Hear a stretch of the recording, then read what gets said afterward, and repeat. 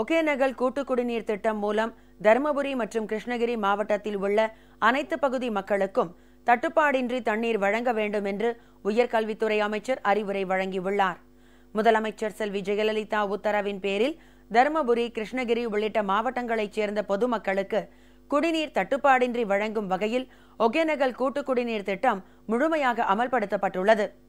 இந்த திட்டத்தின் மூலம் தருமபுரி மாவட்டத்தில் உள்ள அனைத்து பகுதி மக்களுக்கும் சீராக தண்ணீர் விநியோகம் செய்வது தொடர்பான ஆலோசனைக் கூட்டம் தருமபுரியில் உள்ள மாவட்ட ஆட்சியர் அலுவலகத்தில் உயர்கல்வித்துறை அமைச்சர் திரு KP அன்பழகன் தலைமையில் நடைபெற்றது.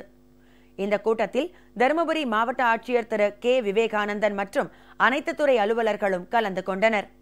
இந்த கூட்டத்தில் ஒகேனக்கல் கூட்டு குடிநீர் திட்டத்தின் மூலம் தருமபுரி மற்றும் கிருஷ்ணகிரி ஆகிய 2 மாவட்டங்களில் பொதுமக்களுக்கு விநியோகிக்கப்பட்டு வரும் குடிநீர் குறித்து விரிவாக ஆய்வு நடத்தினர்.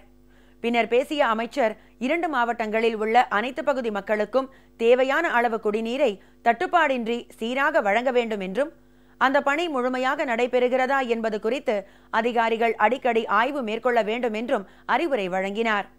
தொடர்ந்து பொது விநியோக திட்டத்தின் செயல்பாடுகள், புதிய குடும்ப அட்டை வழங்கும் பணி உள்ளிட்டவை குறித்தும் அமைச்சர் விரிவாக ஆய்வு நடத்தினார்.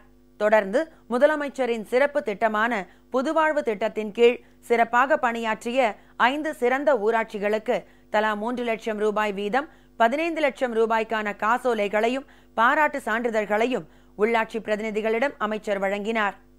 இதனிடையே ராமநாதபுரத்தில் வீதி வீதியாக சென்று சுகாதார பணிகளை ஆய்வு செய்த அமைச்சர் டாக்டர் மணிகண்டன் கழிவுநீரை முழுமையாக அகற்றி தூய்மை பணியை நிறைவேற்றுவது தொடர்பாக நகராட்சி அதிகாரிகளுக்கு அறிவுரை வழங்கினார்.